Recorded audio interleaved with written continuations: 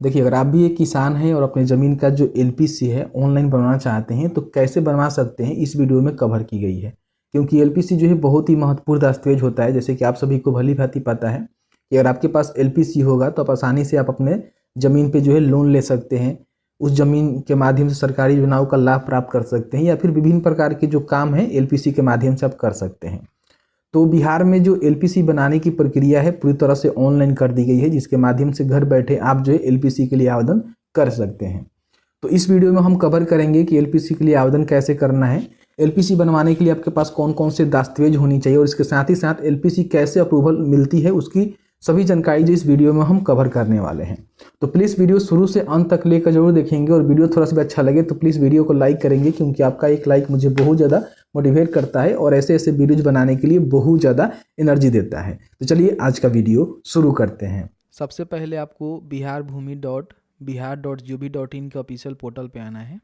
यहाँ से जो है ऑलमोस्ट आप सारे काम करते हैं, जैसे कि दाखिल खर्च के लिए आवेदन करना है, अपना परिमार्जन करना है, जमाबंदी देखना है या फिर विभिन्न प्रकार के जो काम हैं आप यहाँ से करते हैं। यहीं पे देखेंगे तो एलपीसी जो है आवेदन करने का जो आपको लिंक दिया गया है कि ऑनलाइन एलपीसी आवेदन करें, इस पर आपको क्लिक करना है। अब यहाँ पे देखिए किसी प्रकार की कोई भी काम करना चाहते हैं ना बिहार भूमि के पोर्टल पे, तो आपको जो है एक रजिस्ट्रेशन करना होगा, ठीक है। तो अगर आपने पहले से अपना रजिस्ट्रेशन कर लिया हुआ है तो आप यहाँ पे अपना मोबाइल नंबर कैप्चा को डालकर ओटीपी के थ्रू यहाँ पे लॉगिन कर सकते हैं। लेकिन अभी तक आपने अपना बिहार भूमि के पोर्टल पे रजिस्ट्रेशन नहीं किया हुआ है तो सबसे पहले तो आपको यहाँ पे रजिस्ट्रेशन करना होगा। और हमेशा रजिस्ट्रेशन जो है सिटीजन में ही करिएगा, ऑपरेटर मत करिएगा, ऑपरेटर में होगा भी नहीं, ठीक है। तो यहाँ पे रजिस्ट्रेशन के बटन पर क्लिक करेंगे तो अपना जो पर्सनल डिटेल्स है यहाँ पे डालेंगे। यहाँ पे काफ़ी सारे लोग क्या कहते हैं ना कि हम किनका जानकारी डालें, ठीक है। जैसे कि कई सारे लोग जो है साइबर कैफ़े वाले हैं जो कि दूसरे किसी का फॉर्म भरते हैं, तो वो लोग कहते हैं कि हम यहाँ पे किसका जो है जानकारी डालें। देखिए हम आपको बता दें कि ये जो है पब्लिक लॉगिन है, तो इसमें अच्छा ये रहेगा ना कि आप पब्लिक का ही रजिस्ट्रेशन करें तो बेहतर रहेगा। खुद का करेंगे तो फिर आगे चल के आपको समस्या हो सकता है, क्योंकि ये कोई ऑपरेटर लॉगिन नहीं है, ठीक है। तो पब्लिक का जो आप फॉर्म भर रहे हैं ना उसकी जानकारी सबसे पहले तो उसका रजिस्ट्रेशन कर लें और उसी के यूजर आईडी पासवर्ड से उसका जो फॉर्म है वगैरह वगैरह भर दें और उसको यूजर आईडी पासवर्ड प्रोवाइड करवा दें, ठीक है। तो उसका ही नाम यहाँ पे डाल देंगे, फिर यहाँ पे उसका डेट ऑफ बर्थ डालेंगे, जेंडर, कौन से कैटेगरी से वो आता है इसकी जानकारी यहाँ पे बता देंगे। फिर यहाँ पे अपना जो है आधार नंबर, देखिए आधार नंबर देना यहाँ पे मैंडेटरी नहीं है। जहाँ पे यहाँ पे डॉट डॉट लगा हुआ है ना उसको देना मैंडेटरी नहीं है, आप चाहें तो इसको छोड़ सकते हैं, ठीक है। तो आधार नंबर यहाँ पे है तो दीजिए, नहीं है तो छोड़ सकते हैं। फिर यहाँ पे मोबाइल नंबर, अल्टरनेटिव कोई मोबाइल नंबर है तो उसको दे सकते हैं, नहीं है तो इसको भी छोड़ सकते हैं, कोई प्रॉब्लम नहीं है। उसके बाद जो नंबर आप देंगे वो किनका दे रहे हैं, तो अगर आप देंगे तो बताएंगे, अन्यथा इसको भी छोड़ सकते हैं। उसके बाद यहाँ पे ईमेल आईडी आपको देना जरूरी है, तो ईमेल आईडी दीजिएगा। फिर यहाँ पे अपना पूरा जो एड्रेस है, जैसे कि आपका टाउन, विलेज, सिटी क्या है, डिस्ट्रिक्ट, स्टेट, पिन कोड क्या है, इसकी जानकारी भरनी है। और यहाँ पे आपको जो भी कैप्चा नज़र आ रहा है इस कैप्चा को फिल करना है और आपको जो है रजिस्टर के बटन पे क्लिक करना है। अब आपके नंबर पे जो है एक ओटीपी भेजा गया है, तो ओटीपी यहाँ पे डालेंगे। उसके बाद यहाँ पे कंफर्म के बटन पर क्लिक करेंगे तो आपका रजिस्ट्रेशन जो है यहाँ पे सक्सेसफुल हो जाएगा, जैसे कि आप यहाँ पे देख सकते हैं। अब यहाँ पे गो फॉर लॉगिन के बटन पे आपको क्लिक करना है। अब आपके नंबर पे जो है दोबारा यहाँ पे ओटीपी सेंड किया गया है, ओटीपी को डालेंगे, कंफर्म के बटन पर क्लिक करेंगे तो आप यहाँ पे जो है लॉगिन हो जाएंगे। लॉगिन हो जाएंगे तो आपका नाम और यहाँ पे लॉग आउट का जो है ऑप्शन देखने को मिल जाएगा। इसका मतलब ये है कि अब यहाँ पे आप लॉगिन हो चुके हैं। अब यहाँ पे एलपीसी आवेदन करे का जो विकल्प आपको मिल रहा है इस पर आपको क्लिक करना है। यहाँ पे आपने जो भी रजिस्ट्रेशन करते समय जानकारी दिया हुआ है वो जानकारी आपको यहाँ पे देखने को मिलेगा, ठीक है। नीचे आपको करना क्या है, सबसे पहले तो अपना जो है जिला का सिलेक्शन कर लेना है कि कौन से जिला के अंतर्गत आपका ज़मीन है जहाँ का आप एलपीसी इशू करना चाहते हैं। उसके बाद अंचल भी बता देंगे कि हाँ इस अंचल के अंतर्गत हमारा ज़मीन है, तो इस तरह से सेलेक्ट करेंगे। यहाँ पे दो आपको बटन मिलेगा। नया एलपीसी आवेदन करने के लिए आप इस बटन का इस्तेमाल कर सकते हैं, और आपने पहले में आवेदन किया हुआ है पूर्व में और उसकी आप जानकारी देखना चाहते हैं तो आप यहाँ पे जाकर देख सकते हैं।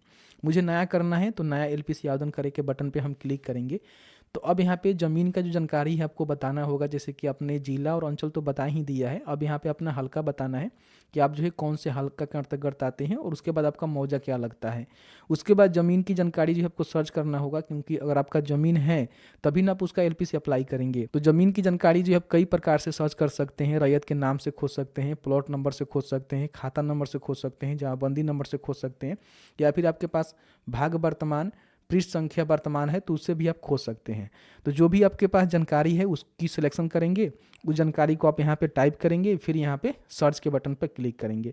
अब इस प्रकार से जो है काफ़ी सारे लोग का जो है नाम आएगा, जैसे कि देख सकते हैं। तो अगर आप जिस भी ज़मीन का सर्च किए हुए हैं जानकारी, वो जानकारी यहाँ पे आपको देखने को मिल रहा है, क्योंकि एक खाता में जो है कई सारे लोगों का जो है ज़मीन होता है। तो आप नाम देख लेंगे, किस नाम से आपका ज़मीन है, उसका खाता खेसरा नंबर क्या है, जमाबंदी नंबर क्या है, उसको आप ज़रूर चेकआउट कर लेंगे। उसके बाद एक आपको बटन मिलेगा चयन करेगा, इस पर आप क्लिक करेंगे ना, तो इस तरह से आपके सामने आएगा। अब यहाँ पे देखिए, सबसे पहले ये क्लियर कर लीजिएगा ना कि जिस भी ज़मीन का आप एलपीसी आवेदन प्रमाण पत्र अप्लाई करना चाहते हैं, बनाना चाहते हैं, उस ज़मीन का जो है रिसेंट में जो ज़मीन की रसीद है वो इशू होना चाहिए। जैसे कि यहाँ पे देख सकते हैं, कहा गया है कि आपके जमाबंदी का लगान आपने पे हाल में नहीं किया हुआ है, इसलिए एलपीसी आपका जो है निर्गत नहीं किया जा सकता। यानी कि आपका जो ज़मीन का लगान है हाल ही में पे किया गया हो, ठीक है। इन बातों को ध्यान रखिएगा, क्योंकि देख सकते हैं कि 2008-10 में इन्होंने पे किया हुआ है, उसके बाद से आई थिंक यहाँ पे नहीं हुआ है, ठीक है। तो इसलिए इनका ज़मीन का जो एलपीसी है इशू नहीं हो सकता। तो ऑनलाइन जो है ज़मीन का रसीद कट रहा है, कैसे कट रहा है उस पर मैंने वीडियो बना दिया हुआ है कि नए तरीके से आप ज़मीन का जो रसीद है वो कैसे काट सकते हैं। तो सबसे पहले अपने ज़मीन का जो रसीद है उसको काटिएगा, ठीक है। अब देखिए, जिस ज़मीन का जो है लगान आप पे कर दिए हैं, रिसेंट में आपने पे किया हुआ है, तो आपके सामने जो है कुछ इस तरह का ऑप्शन आएगा, अप्लाई फॉर एलपीसी। लेकिन अगर आपने पे नहीं किया हुआ है तो सबसे पहले आपको पे करना होगा। अब यहाँ पे अप्लाई फॉर एलपीसी के बटन पे आप क्लिक करेंगे। अब आपके सामने जो है कुछ इस तरह का इंटरफेस आएगा, जहाँ पे जमाबंदी का जो है जानकारी आपको यहाँ पे देखने को मिल जाएगा, और नीचे आप देखेंगे तो आवेदक का जो है जानकारी आपको यहाँ पे डालना होगा। तो सबसे पहले आवेदक का जो है नाम यहाँ पे लिखना होगा, जिनके भी नाम से आप एलपीसी अप्लाई करना चाह रहे हैं। फिर यहाँ पे बताएंगे कि आवेदक और अभिभावक के बीच आप क्या संबंध देना चाहते हैं। जैसे कि फादर का नेम देना चाहते हैं तो फादर सेलेक्ट करेंगे, हस्बैंड का नेम देना चाहते हैं तो हस्बैंड सेलेक्ट करेंगे, और कोई ऑथोराइज रिप्रेजेंटेटिव है उसका नाम देना चाहते हैं तो इसका सिलेक्शन करेंगे, और जिसका आप सिलेक्शन करेंगे उसके हिसाब से ही उनका नाम यहाँ पे लिखना है। जैसे कि मैं फादर सेलेक्ट किया हुआ हूँ तो आवेदक का जो है फादर का नेम यहाँ पे लिखूंगा, ठीक है। उसके बाद यहाँ पे ईमेल आईडी, मोबाइल नंबर आपको देनी है, आधार नंबर भी आपको देना है, ठीक है। उसके बाद अपना जो है पूरा पता यहाँ पे, जैसे कि प्रेजेंट हो गया और यहाँ पे अपना जो है परमानेंट हो गया, दोनों सेम है तो आप यहाँ पे इसको टिक कर सकते हैं। उसके बाद आपको नीचे आनी है, यहाँ पे देखेंगे आपको जो है एक यहाँ पे अफिडेविट अपलोड करना होगा, जिसका यहाँ पे फॉर्मेट दिया गया है। तो इस पर आप क्लिक करेंगे तो आपके सामने जो है कुछ इस तरह से एक अफिडेविट का फॉर्मेट आएगा, जो कि कहीं भी आपको बनवाना नहीं है, खुद से आप इसमें जानकारी को भर के और अपना जो है सिग्नेचर यहाँ पे कर देंगे तो आपका जो अफिडेविट है तैयार हो जाएगा। तो सबसे पहले क्या भरना है समझ लीजिएगा। देखिए, सबसे पहले तो आवेदक का नाम यहाँ पे लिखना है, फिर उनका जैसे पिता हैं उनका नाम यहाँ पे लिखना है, फिर यहाँ पे मौजा बताना है, थाना बताना है, हल्का और अंचल और जिला बताना है, ठीक है। ये आपका जो है निवास का हो गया, जहाँ पे आप रहते हैं।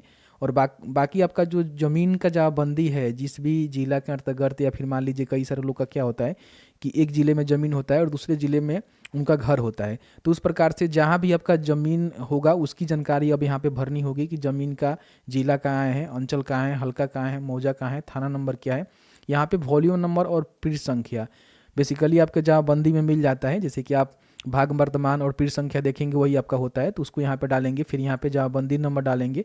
अगर आप में जमाबंदी नंबर नहीं होगा तो कंप्यूटराइज भी जमाबंदी नंबर है तो उसको भी आप यहाँ पे डाल सकते हैं, ठीक है। और उसके बाद डालने के बाद यहाँ पे आप ये शपथ ले रहे हैं कि मैं किसी प्रकार की कोई भी गलत जानकारी नहीं दे रहा हूँ, और गलत पाए जाने पर मेरे ऊपर कानूनी कार्रवाई की जाएगी, ठीक है। इसलिए जो है ये आपको अफिडेविट देना पड़ता है। उसके बाद जो भी घोषणा कर रहा है, मतलब जो भी आवेदक के रूप में बना हुआ है, उसका यहाँ पे मोबाइल नंबर और उसका नाम लिखेंगे, ठीक है। और उसका सिग्नेचर भी करवाएंगे कि हाँ, हम ये चीज़ शपथ ले रहे हैं कि हम जो भी जानकारी दे रहे हैं वो जानकारी सही दे रहे हैं। तो इसको आपको तैयार करवा लेनी है। तो मैं यहाँ पे तैयार किया हूँ। और इसके साथ ही साथ दोस्तों आपको बता दें कि इसमें जो भी आपका रिसेंट आपने ज़मीन का जो रसीद काटा हुआ है उसको भी एक ही PDF में अटैच कर दीजिएगा।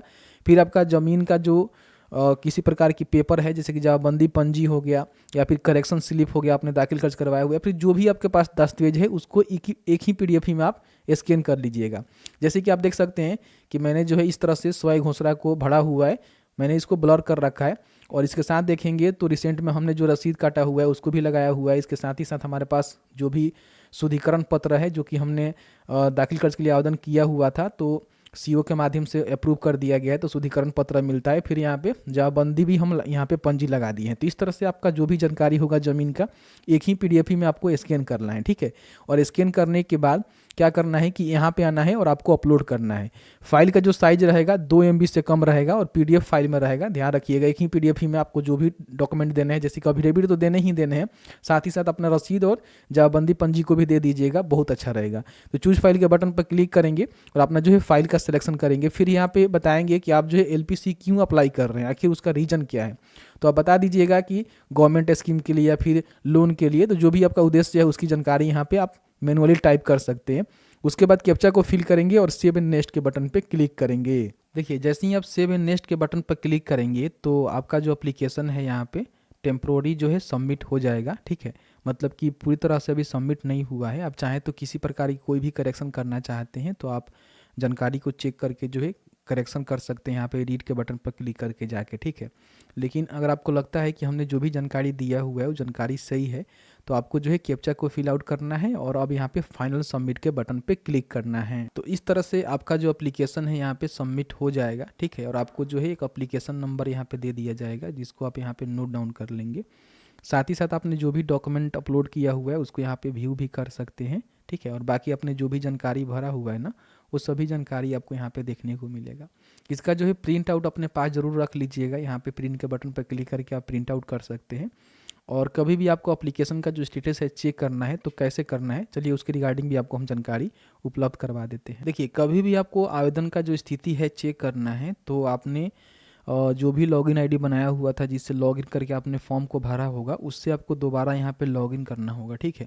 और लॉगिन करने के बाद यहाँ पे दूसरा वाला जो विकल्प है, जैसे कि सबसे पहले जिला का सिलेक्शन करेंगे और फिर यहाँ पे अपना अंचल का सिलेक्शन करेंगे और उसके बाद आवेदन किए गए LPC देखे के बटन पे आपको क्लिक करना होगा। अब यहाँ पे थोड़ा सा नीचे आएंगे तो आप यहाँ पे देखेंगे आपने जो भी दाखिल खारिज के लिए आवेदन किया हुआ है उसका यहाँ पे डेट, मौजा, खाता नंबर, स्टेटस में आपको यहाँ पे देखने को मिलेगा कि अभी जो है कर्मचारी के पास पेंडिंग है, क्योंकि सबसे पहले जो है कर्मचारी के पास ही जाता है, उसके बाद इसको कर्मचारी अप्रूव करते हैं, फिर CI, उसके बाद CO अप्रूव करते हैं, उसके बाद आपका जो मतलब ये सर्टिफिकेट है इश्यू हो जाता है जिसको आप यहीं से डाउनलोड भी कर सकते हैं, ठीक है।